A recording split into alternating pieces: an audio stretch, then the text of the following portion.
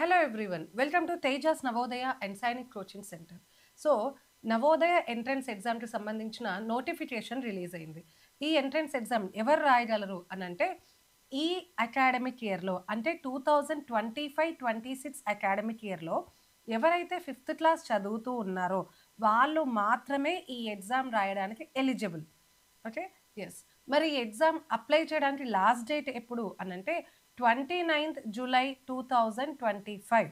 So ఇది June month కదా, July 29th వరకు ఈ ఎగ్జామ్కి అప్లై చేయవచ్చు. బట్ లాస్ట్ డేట్ వరకు వెయిట్ చేయకండి, ఎందుకంటే మెనీ టైమ్స్ లాస్ట్ టైంలో మనకి నవోదయ వెబ్సైట్ ప్రాపర్గా వర్క్ చేయదు, అప్పుడు మనమే ఇబ్బంది పడాల్సి వస్తుంది. So as soon as possible ఈ నవోదయ ఎగ్జామ్కి అప్లై చేయండి. ఈ వీడియో తర్వాత నేను మీరు ఆన్లైన్లో ఎలా అప్లై చేయాలి, దానికి డాక్యుమెంట్స్ని ఎలా అప్లోడ్ చేయాలి, ఇదంతా కూడా నేను మీకు చూపిస్తాను. సో ఎవరైనా మన ఛానల్ సబ్స్క్రైబ్ చేసుకొని వాళ్ళు ఉంటే ఛానల్ సబ్స్క్రైబ్ చేసుకోండి ఫర్ ఫర్దర్ అప్డేట్స్. ఎస్, మరి నవోదయ విద్యాలయ, నవోదయ స్కూల్స్ అంటే ఏంటి అని అంటే, సో నేను బ్రీఫ్గా చాలా షార్ట్గా చెప్తాను. సో నవోదయ స్కూల్స్ గురించి మనకు ఒక డీటెయిల్డ్ వీడియో చేశాను, ప్రీవియస్ వీడియోస్లో ఉంటుంది, అదొకసారి చూడండి. నేను ఇప్పుడు బ్రీఫ్గా చెప్తున్నాను. ఏంటది అంటే, ఈ ఎంట్రన్స్ ఎగ్జామ్లో కనుక క్వాలిఫై అయితే, సీట్ వచ్చినట్లయితే స్టూడెంట్కి, మీ అమ్మాయి కానివ్వండి అబ్బాయి కానివ్వండి, స్టూడెంట్కి 6th క్లాస్ నుండి ఇంటర్మీడియట్ వరకు సిబిఎస్ఈ సిలబస్లో ఇంగ్లీష్ మీడియంలో ఫ్రీ ఎడ్యుకేషన్ ఉంటుంది. ఓకేనా? So CBSE syllabus English medium 6th class నుండి +2 అంటే ఇంటర్మీడియట్ సెకండ్ ఇయర్ వరకు ఫ్రీ ఎడ్యుకేషన్ ఉంటుంది.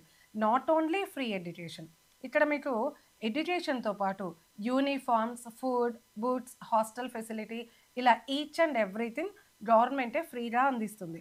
ఓన్లీ ఫ్రీ అని కాదండి, నవోదయ స్కూల్స్లో ఎడ్యుకేషన్ చాలా బాగుంటుంది. ఓకే, సో కాబట్టి సీట్ వచ్చిన వాళ్ళు ఎవరూ మిస్ చేసుకోకండి.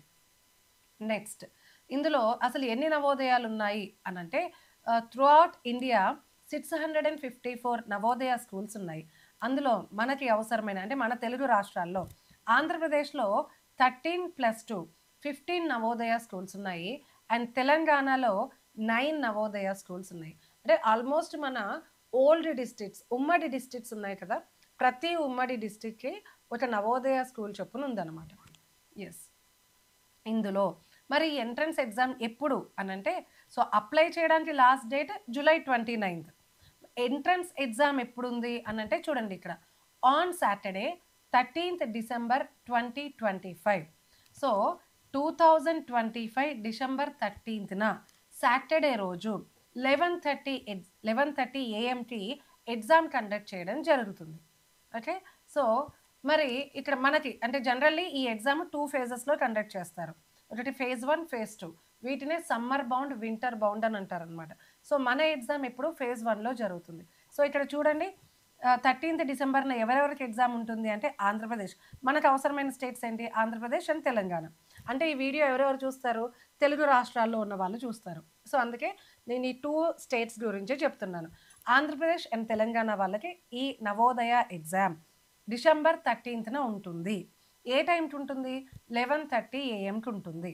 ఓకే, మరి ఎగ్జామ్ డ్యూరేషన్ ఎంతసేపు అంటే 2 hours, 11:30 AM to 1:30 PM వరకు ఉంటుందన్నమాట.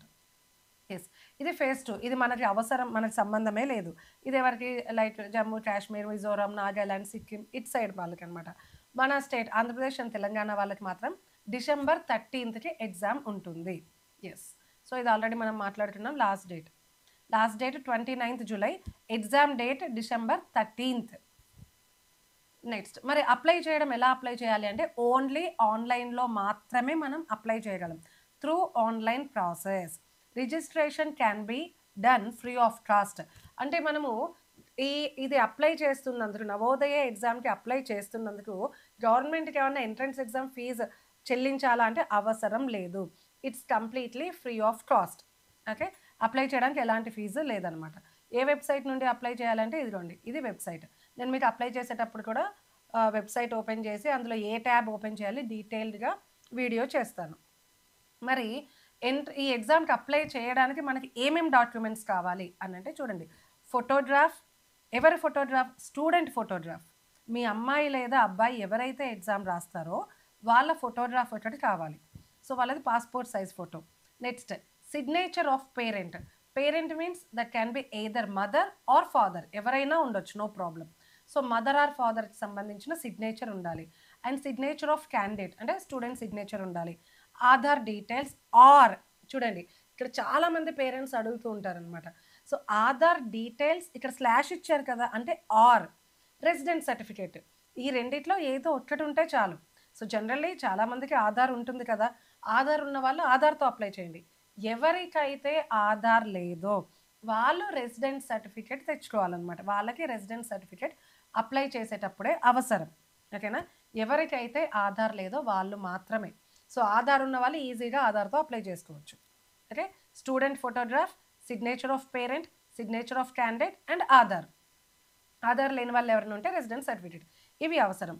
మరి ఆన్లైన్లో అప్లై చేస్తాం కదా, కాబట్టి ఈ ఫోటోగ్రాఫ్స్, సిగ్నేచర్స్ ఇవన్నీ కూడా ఇక ప్రిస్క్రైబ్డ్ సైజ్లో, అంటే 10 KB to 100 KB మధ్యలోనే ఉండాలి. వాటినే మన సిస్టమ్ తీసుకుంటుంది. నెక్స్ట్ వీటితో పాటు, అంటే ఫోటోగ్రాఫ్, సిగ్నేచర్, ఆధార్ వీటితో పాటు ఎక్స్ట్రా మనకి ఇంకేమేం కావాలి అని అంటే చూడండి, basic details of candidate like state, district, block, Aadhaar number. State అంటే ఆ స్టూడెంట్ ఏ స్టేట్కి సంబంధించిన అతను.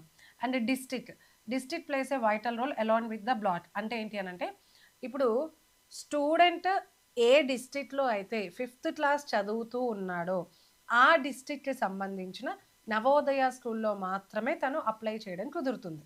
ఓకేనా? సో అది డిస్ట్రిక్ట్. అండ్ బ్లాక్ అంటే ఏంటి అంటే, ఈ వీడియో కింద నేను బ్లాక్ లిస్ట్ని PDF లింక్ చేసి పెడతాను, చూడండి. అంటే డిస్ట్రిక్ట్లో ఉండే కొన్ని మండలాలు ఉంటాయి కదా, ఈ కొన్ని మండలాలను కలిపి ఒక బ్లాక్గా చేస్తారనమాట. నేను కింద ఇచ్చే ఆ PDFలో చూసి మీరు మీ మండలం ఏ బ్లాక్ కింద వస్తుందో చూసి ఆ బ్లాక్ నెంబర్ అప్లై చేసేటప్పుడు వేయాలి.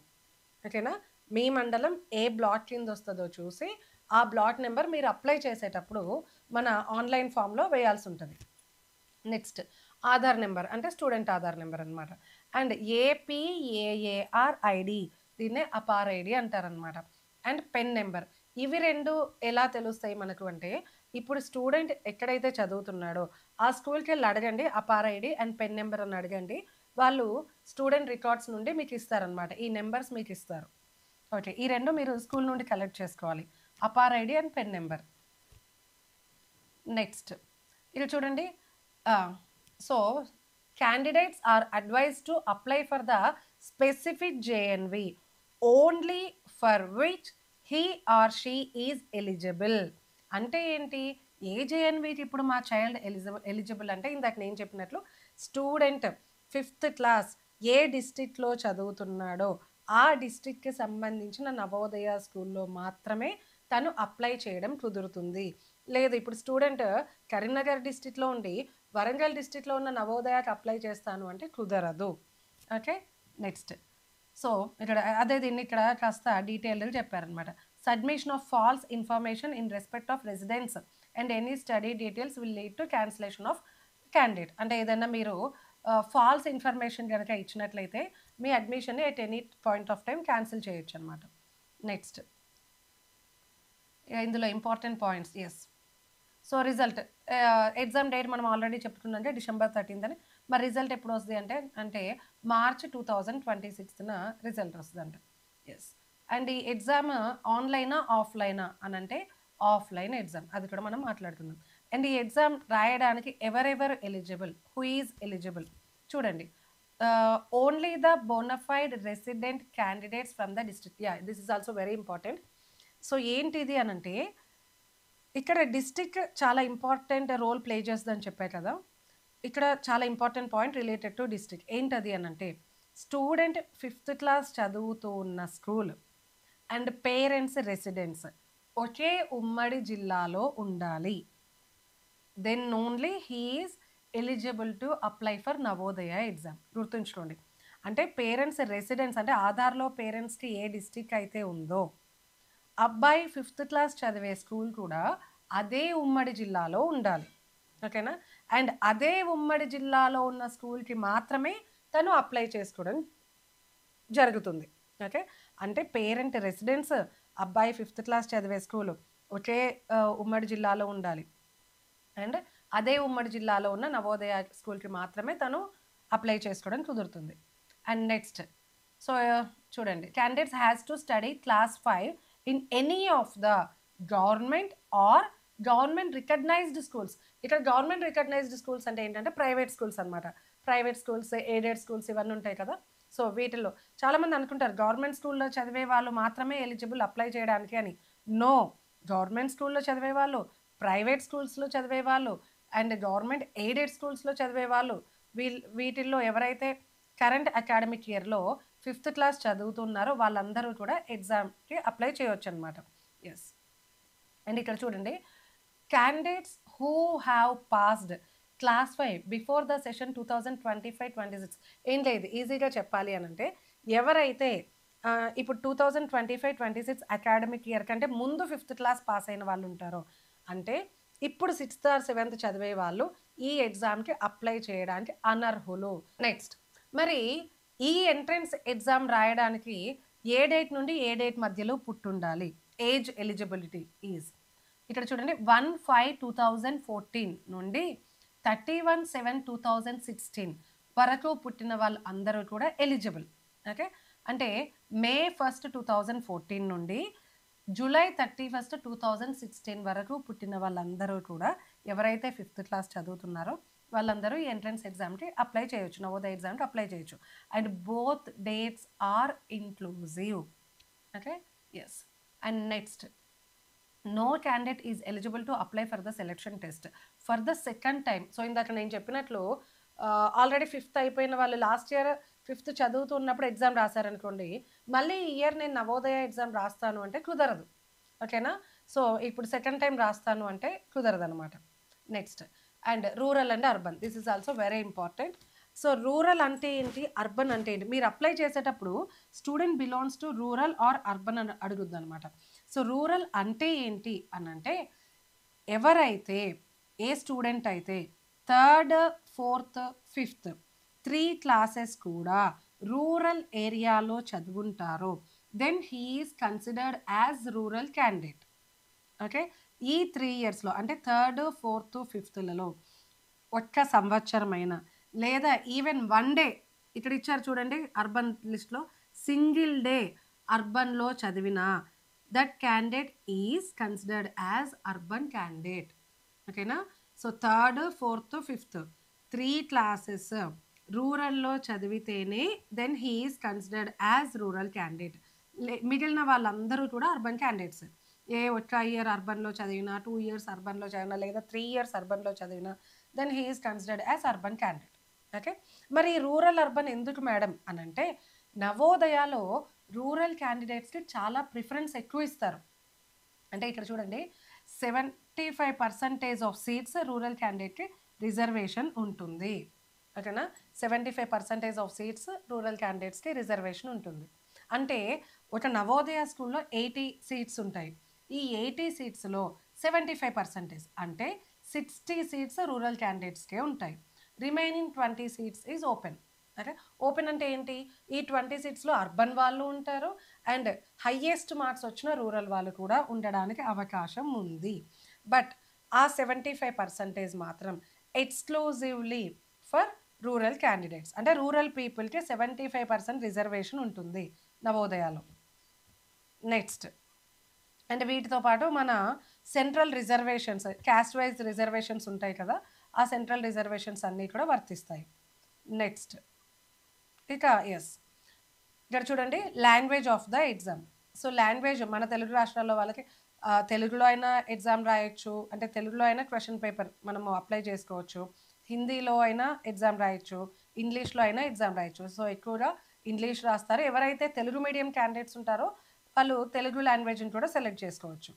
ఎస్. నెక్స్ట్, ఇక్కడ చూడండి, అండ్ ఇక్కడ ఇదేంటి అని అంటే చూడండి, ఇందాక నేను చెప్పాను కదా 11:30 AM నుండి 1:30 PM వరకు ఎగ్జామ్ ఉంటుంది అని.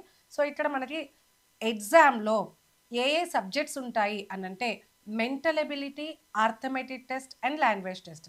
మెంటల్ ఎబిలిటీలో 40 క్వశ్చన్స్ ఉంటాయి, 50 మార్క్స్. ఆర్థమెటిక్ టెస్ట్ 20 క్వశ్చన్స్ ఉంటాయి, 25 మార్క్స్. లాంగ్వేజ్ మీరు కనుక ఇంగ్లీష్ లాంగ్వేజ్ని సెలెక్ట్ చేసుకుంటే మీకు ఇంగ్లీష్లో ప్యాసేజెస్ ఇస్తారు. ఒకవేళ మీరు తెలుగు లాంగ్వేజ్ని సెలెక్ట్ చేసుకుంటే మీకు తెలుగులో ప్యాసేజ్ ఇస్తారనమాట. ఓకే, అండ్ క్వశ్చన్స్ కూడా తెలుగులోనే ఉంటాయి ఇక్కడ. అండ్ టోటల్ 80 క్వశ్చన్స్ ఉంటాయి. Each question carries 1.25 mark and అంటే 100 మార్క్స్ ఉంటాయి అన్నమాట. Total duration 2 hours. 80 క్వశ్చన్స్కి గాను 100 మార్క్స్ ఉంటాయి. Total duration 2 hours. Next OMR ద్వారా, ఇలా బబ్లింగ్ సిస్టమ్ ద్వారా మనము ఓఎంఆర్ షీట్లో ఎంట్రన్స్ ఎగ్జామ్ రాయాల్సి ఉంటుందన్నమాట. అంటే నవోదయ ఎగ్జామ్ రాయవలసి ఉంటుంది. అండ్ ఇదేంటి అని అంటే లైక్ మెంటల్ ఎబిలిటీ అనుకున్నాక ఆ మెంటల్ ఎబిలిటీకి సంబంధించిన general previous papers, model papers, ఇలా మనకి మోడల్ క్వశ్చన్స్ కూడా ఇచ్చారు అలాంగ్ విత్ ఆర్థమెటిక్ టాపిక్స్ అనమాట. నేను సిలబస్ మీద కూడా సపరేట్ వీడియో చేస్తాను. ఇప్పుడు ఏంటి అని అంటే ఓన్లీ ఇది లైక్ బేసిక్ డీటెయిల్స్, అప్లై చేయడానికి మనం ఏమేం కావాలి, ఎవరెవరు ఎలిజిబుల్ ఈ అప్లై చేయడానికి, సో వీటన్నిటి గురించి కూడా మనం మాట్లాడుకున్నాం అనమాట. So for further updates please stay tune to Tejas Navodaya and Sainik coaching centre.